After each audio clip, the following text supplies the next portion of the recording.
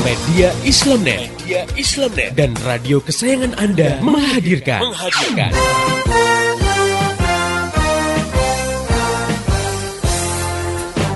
Voice of Islam.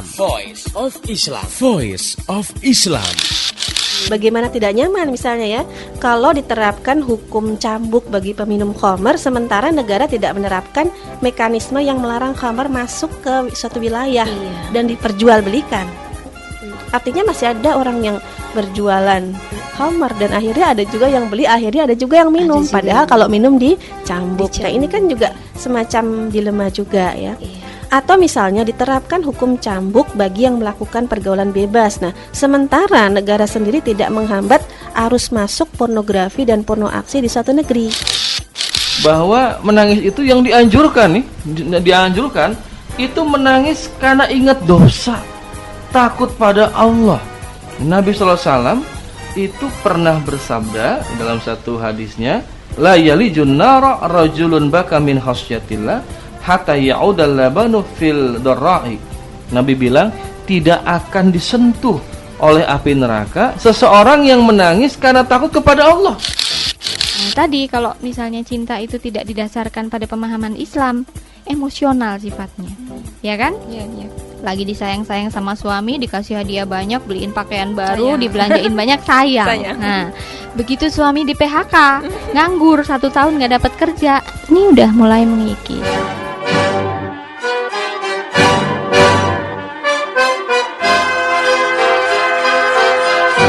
Voice of Islam.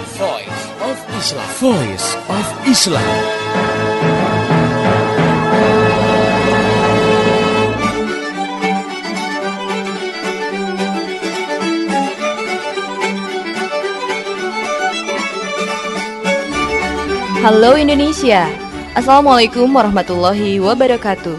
Jumpa dengan saya Arini Aulia dalam program Voice of Islam, kerja bareng Media Islamnet dengan radio kesayangan Anda ini.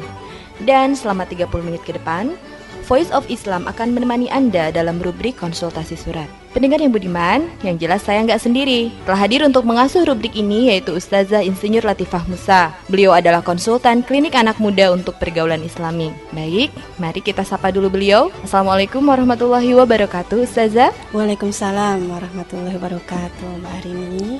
Bagaimana kabarnya hari ini, Ustazah? Alhamdulillah sehat walafiat. Alhamdulillah. Pendengar yang budiman, pada kesempatan kali ini kita akan coba bacakan terlebih dahulu surat yang datang dari Muslim di Kalimantan Selatan. Berikut ini suratnya. Assalamualaikum warahmatullahi wabarakatuh. Kenapa Islam sering dituding sebagai teroris? Apakah sama jihad dengan teroris? Bagaimana sikap seorang muslim kepada non-muslim? Terima kasih atas perhatian dan jawaban dari Voice of Islam dari Muslim di Kalimantan Selatan. Demikian tadi Ustazah surat dari Muslim di Kalimantan Selatan. Oke pendengar, langsung saja kita bahas surat dari Muslim di Kalimantan Selatan dan langsung saja kita bincang-bincang dengan Ustazah Insinyur Latifah Musa untuk membahas surat ini.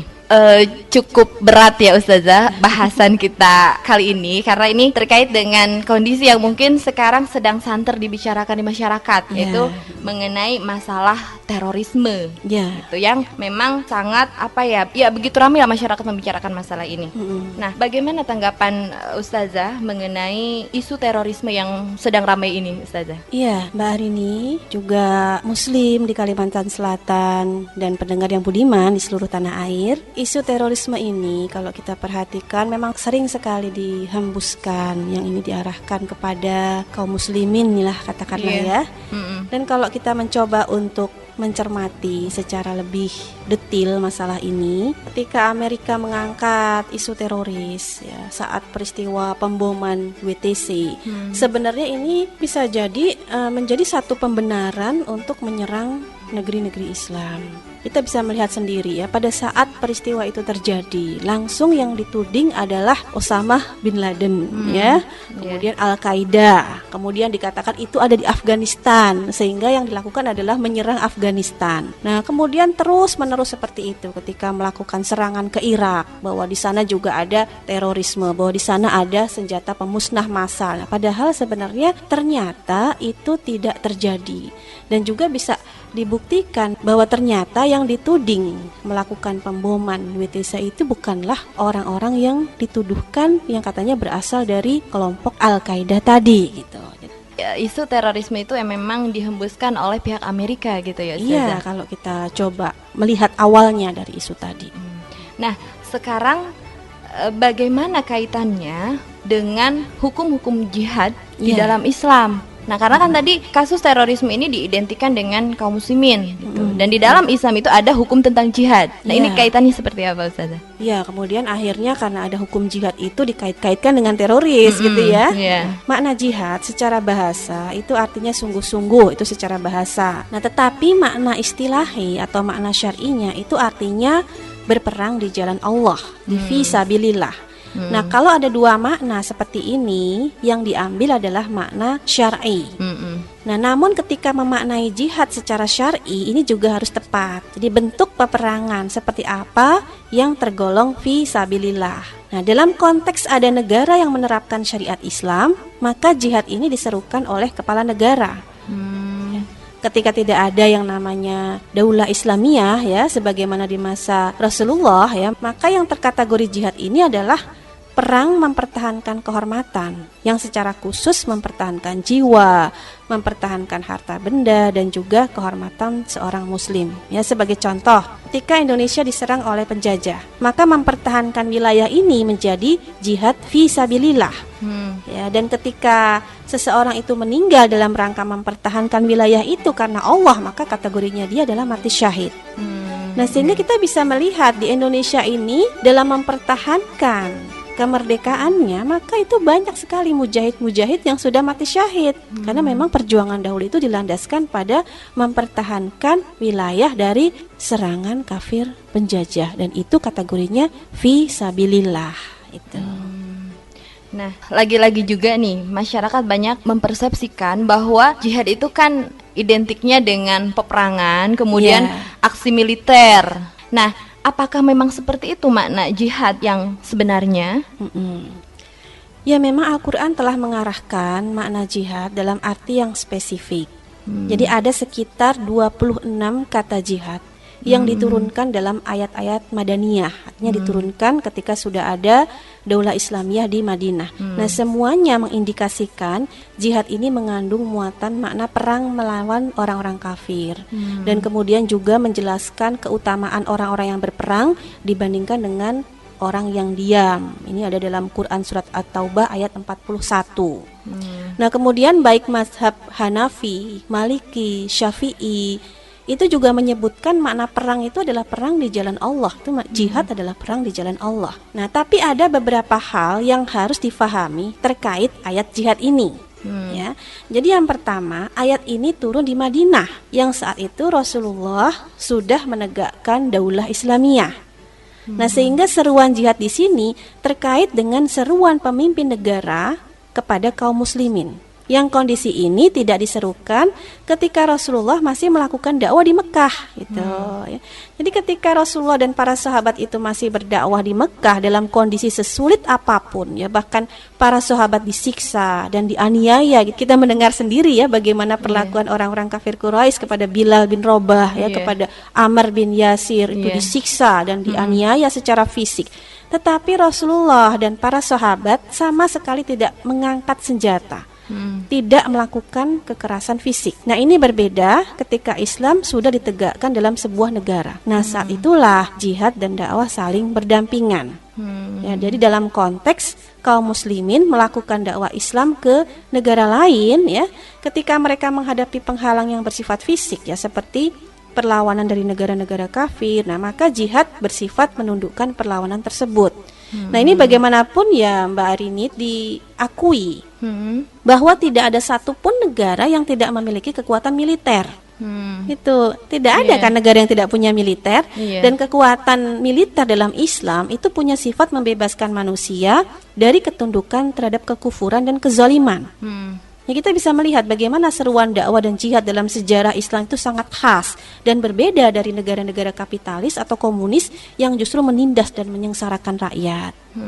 Ini kalau misalnya Kalau ada negara kapitalis, contohnya ya sekarang misalnya Amerika itu melakukan serangan ke Afghanistan atau Irak ataupun bisa jadi negara manapun ya, negara lain, maka itu pasti sifatnya adalah penjajahan, imperialisme, aneksasi. Ada upaya untuk mengambil kekayaan alam di sana dan sifatnya adalah penindasan. Ini berbeda dengan Islam.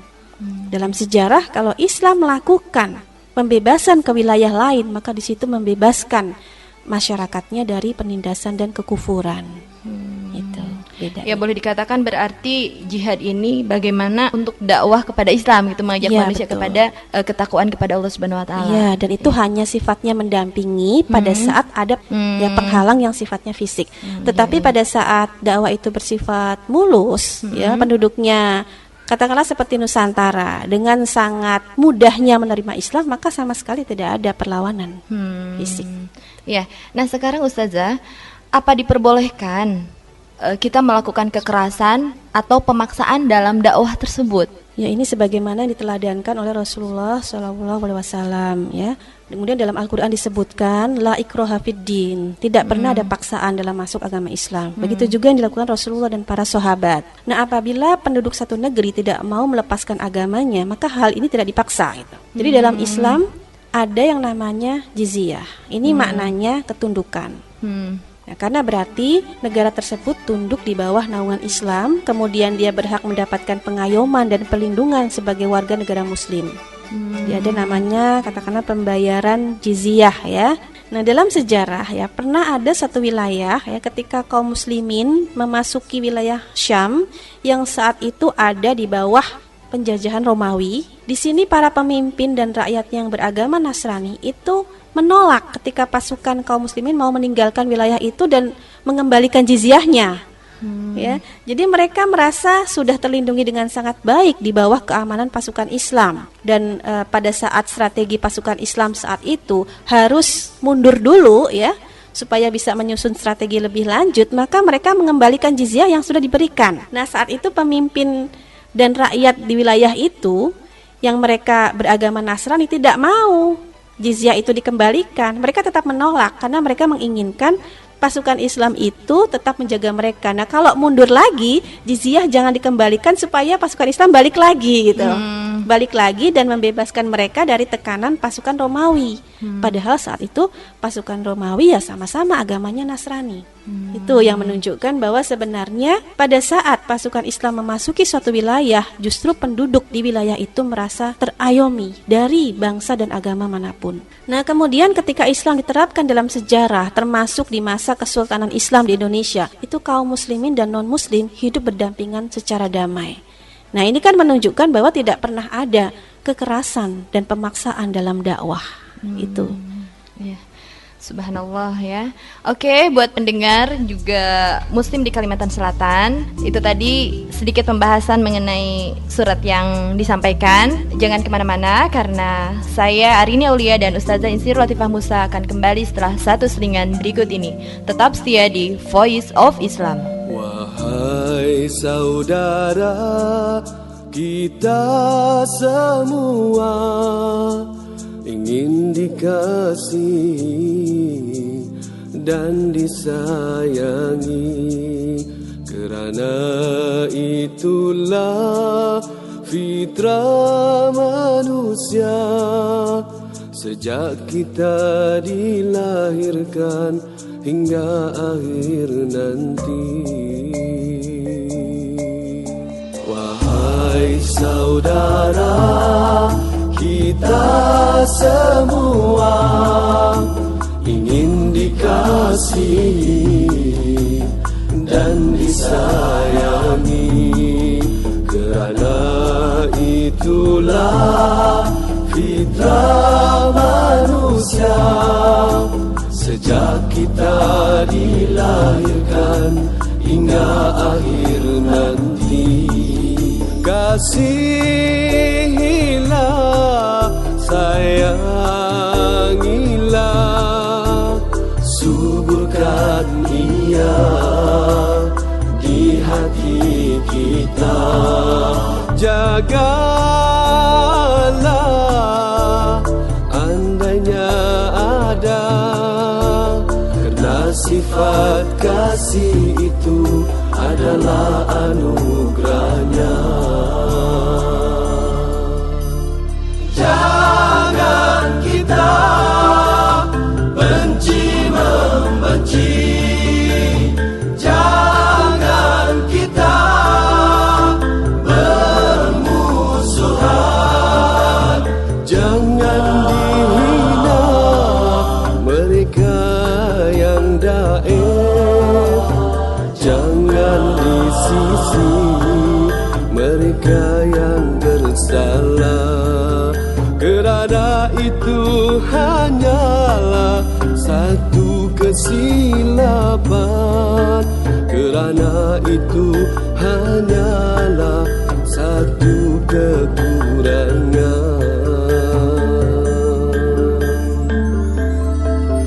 Kasihilah, sayangilah, suburkan ia di hati kita. Jagalah andainya ada, kerana sifat kasih itu adalah anugerahnya. Jangan kita benci membenci, jangan kita bermusuhan, jangan dihina mereka yang daif, jangan disisi mereka yang bersalah. Kerana itu hanyalah satu kesilapan, kerana itu hanyalah satu kekurangan.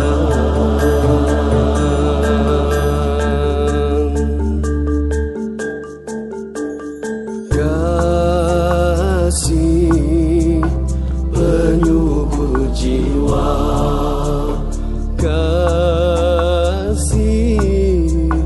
penyubur jiwa, untuk memiliki kebahagiaan, untuk menikmati ketenangan. Kasih penyubur jiwa.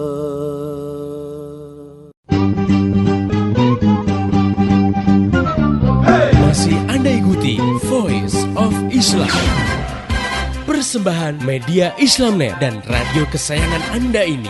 Voice of Islam, Voice of Islam, Voice of Islam.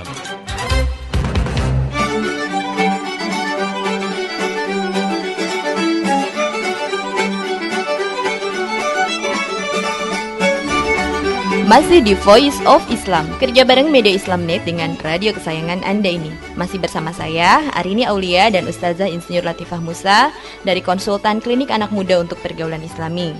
Dan sekarang kita sedang membahas surat yang datang dari Muslim di Kalimantan Selatan. Oke pendengar, langsung saja kita lanjutkan kembali bincang-bincang kita dengan Ustazah Insinyur Latifah Musa, masih seputar terorisme versus Islam dan Islam versus terorisme. Ustazah, kalau tadi kita lebih berbicara kepada terorisme dan masalah jihad gitu. Nah sekarang jika dihubungkan dengan segi kemanusiaan, nah bagaimanakah gambaran umum hukum-hukum Islam tentang kemanusiaan itu sendiri? Iya Mbak Arini, juga Muslim ya di Kalsel. Kita tadi sudah jelas ya bahwa antara Islam dengan terorisme itu berseberangan ya. Bahwa Islam sendiri tidak mengajarkan terorisme dan terorisme itu bertentangan dengan Islam. Nah sekarang bagaimana gambaran hukum Islam tentang kemanusiaan yang tentu saja ini jauh dari sifat terorisme ya. Nah hukum-hukum Islam ini memiliki tujuan atau maksud memelihara kemanusiaan. Jadi dikatakan ada 8 maqasidus syar'i. Jadi tujuan atau maksud diterapkannya hukum-hukum Islam. Yang pertama, memelihara keturunan. Nah, ini tercapai dengan penerapan hukum pernikahan, ya, mengharamkan zina, ya. Kemudian pemeliharaan akal, yang ini diterapkan dengan mewajibkan menuntut ilmu, ya. Kemudian dengan melarang minum khamr, karena minuman khamr itu bisa merusak akal, ya. Nah, kemudian pemeliharaan kehormatan, pemeliharaan jiwa manusia, memelihara harta, memelihara agama, kemudian memelihara keamanan dan memelihara negara. Ya, termasuk nanti salah satunya memelihara keamanan adalah dengan melarang terorisme. Kemudian menerapkan sanksi yang tegas terhadap setiap pelaku tindak terorisme. Kenapa? Karena terorisme itu bisa menyebabkan keamanan masyarakat terganggu, terusik, bahkan juga bisa menyebabkan korban jiwa, ya, korban harta dan sebagainya. Nah, ini sangat dilarang dalam Islam. Nah, pemeliharaan seperti ini tidak diskriminatif. Artinya apa? Setiap warga negara, baik warga negara itu beragama Islam maupun beragama non-Islam, semuanya mendapatkan jaminan ini. Ya, pemeliharaan harta, pemeliharaan jiwa, pemeliharaan akal, termasuk keamanan dan sebagainya tadi. Tidak dibedakan. Bahkan sekiranya, ya, misalnya nih Mbak Arini, yang melakukan teror itu adalah orang Islam, kemudian yang diteror itu adalah non-Islam atau non-Muslim, maka negara wajib menjatuhkan sanksi kepada pelaku teroris yang Muslim tadi, gitu. Kenapa? Karena dia sudah melakukan hal yang bertentangan dengan syariat Islam, sudah melanggar aturan-aturan yang ditegakkan oleh negara Islam. Jadi sebenarnya bisa difahami bahwa apabila syariat Islam itu diterapkan, maka kasus-kasus teror itu akan bisa dijauhi. Kenapa? Karena ada sanksi tegas terhadap pelaku-pelaku terorisme tadi. Tadi sedikit dijelaskan yang mengenai posisi meskipun dia seorang muslim, ketika melakukan terorisme dia pun akan mendapatkan sanksi yang sama ketika diterapkan hukum Islam. Ya, benar. Nah, berarti lalu bagaimana pandangan Islam hubungannya dengan non-muslim? Iya, nah tentu tetap menghargai sebagai sesama manusia, Mbak Rini, ya. Misalnya dalam masalah kewarganegaraan itu kan semua diperlakukan sama. Kenapa? Karena hukum-hukum Islam dalam konteks penerapan oleh negara itu bersifat solutif, artinya dapat menghasilkan jalan keluar. Nah, sehingga ketika orang non-muslim pun menerapkan hukum tadi, maka dia akan bisa menemukan solusi. Ya, sebagai contoh nih misalnya, ya, merebaknya kasus-kasus HIV/AIDS. Nah, pemicu atau pintu masuknya itu kan pergaulan bebas. Nah, pemicu cabangnya seperti narkoba, ya, penggunaan jarum suntik secara bersama, ya. Nah, dampak berbahaya dari HIV/AIDS ini kan tidak hanya dirasakan oleh muslim saja, tapi juga non-muslim, karena ada juga orang non-muslim yang terkena penyakit ini, gitu. Nah, akhirnya pencegahannya melalui hukum Islam itu adalah dengan melarang pornografi, pornoaksi, melarang pergaulan bebas di masyarakat, melarang peredaran narkoba dan lain-lain. Nah, ini diterapkan ke seluruh warga negara sama. Dan ini satu solusi yang bersifat manusiawi. Jadi misalnya pergaulan bebas di masyarakatnya, siapapun baik muslim maupun non-muslim tidak boleh melakukan seks bebas. Baik muslim maupun non-muslim tidak boleh menggunakan narkoba, ya, atau dilarang peredaran narkoba. Misalnya ada tertangkap bandar narkoba, dia muslim ataupun dia non-muslim, tetap dia harus dijatuhkan sanksi yang tegas. Apa? Untuk menjaga masyarakat. Nah, akhirnya umat manapun secara logis itu akan melihat bahwa aturan Islam ini adalah aturan yang menjaga mereka semua dari bahaya HIV/AIDS. Jadi tidak dipandang bahwa aturan ini hanya untuk muslim saja. Kenapa? Karena non-muslim juga jadi korban, dan kalau non-muslim menerapkan aturan ini, dia juga akan tercegah dari bahaya yang jauh lebih besar. Nah, ini artinya penerapan hukum Islam itu rahmatnya tidak akan dirasakan oleh orang muslim saja, tapi juga oleh non-muslim. Dan ketika ini dilaksanakan, ya, termasuk juga kaitannya dengan masalah ekonomi, ini yang mendapatkan berkahnya juga orang-orang non-muslim, yang semuanya juga menjadi bagian dari warga negara itu. Ya, jadi ini membuktikan bahwa memang Islam ini adalah rahmat bagi seluruh alam, ya Ustazah. Iya, ya? benar. Ya. Nah, selanjutnya kalau kita melihat dari perjalanan dakwah Rasulullah, apakah memang pernahkah Rasulullah melakukan dakwah itu dengan cara melakukan kekerasan, Ustazah? Ya, ketika berdakwah ya Rasulullah Shallallahu Alaihi Wasallam itu tidak pernah sekalipun melakukan tindak kekerasan. Ya, ketika berdakwah di Mekah. Ya. Dengan demikian, apa yang dilakukan oleh kalangan yang misalkan dia mengaku kelompok Muslim tetapi melakukan tindak kekerasan, nah jelas itu bertentangan dengan tuntunan dakwah Rasulullah. Nah ini yang juga harus difahami bahwa beliau dalam kondisi yang diembargo ya, disiksa secara fisik, kemudian para sahabat itu juga dianiaya, tetapi ketika berdakwah maka dakwah mereka hanyalah dakwah yang bersifat pemikiran, bukan dakwah yang bersifat fisik. Dan inilah yang diteladankan oleh Nabi Shallallahu Alaihi Wasallam dan para sahabat itu. Ya. Kalau begitu Ustazah, apa saja nih langkah dakwah yang harus kita lakukan saat ini? Ya, karena memang belum ada institusi yang menerapkan syariat Islam ya secara kafah, maka upaya yang harus dilakukan oleh kaum muslimin sekarang adalah memperbaiki cara berpikir. Memperbaiki cara berpikir masyarakat agar mereka memahami Islam secara kafah, agar mereka memahami bahwa yang namanya dakwah itu bukanlah dakwah dengan kerusakan, dengan pengerusakan atau dengan kekerasan fisik ya, sehingga malah nanti menimbulkan satu stigma yang buruk terhadap Islam. Jadi malah akhirnya dibenarkan, oh benar-benar Islam itu teror. Kan itu malah semakin membuat dakwah Islam bersifat kontraproduktif. Nah ini dijelaskan dengan pemikiran. Bagaimana teladan Rasulullah dalam berdakwah, itulah yang harus dilakukan. Bagaimana hukum-hukum Islam kalau diterapkan dalam bidang ekonomi ya, bagaimana solusi Islam dalam masalah kesehatan seperti contoh kasus HIV AIDS tadi, bagaimana solusi Islam terhadap masalah banjir ya, masalah illegal logging, itu semua harus tahu. Kenapa? Supaya dalam benak kaum muslimin itu tergambar bagaimana sih kalau Al-Quran dan hadis ini diimplementasikan dalam kehidupan secara nyata. Nah, kalau sudah tergambar kan nanti mudah untuk melaksanakan. Itu. Kalau tidak tergambar ya susah melaksanakan.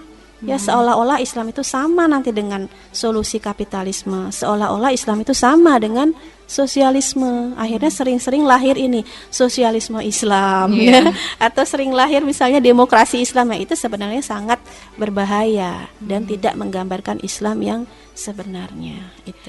Oke pendengar yang budiman, terutama muslim di Kalimantan Selatan, semoga jelas ya bahasan surat kita kali ini. Dan buat pendengar yang ingin bertanya, memberikan saran, kritik ataupun masukan, Anda bisa kirim surat ke radio kesayangan Anda ini, atau bisa SMS ke 0856 9492 4411, atau bisa juga melalui email ke mediaislamnet@yahoo.com. Dan untuk informasi lebih jauh tentang Voice of Islam, radio-radio di seluruh Indonesia yang menyiarkannya, topik-topik yang akan dibahas, juga info-info lainnya, Anda bisa klik di www.gaulislam.com. Saya Arina Aulia dan seluruh kerabat kerja yang bertugas mengucapkan terima kasih kepada Ustazah Insinyur Latifah Musa atas penjelasannya.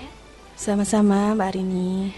Dan terima kasih juga buat pendengar yang telah setia mengikuti acara ini. Pesan saya, sampaikan apa yang Anda peroleh dari acara ini kepada yang lain, agar rahmat Islam ini bisa segera tersebar luas, termasuk di kota Anda yang tercinta ini.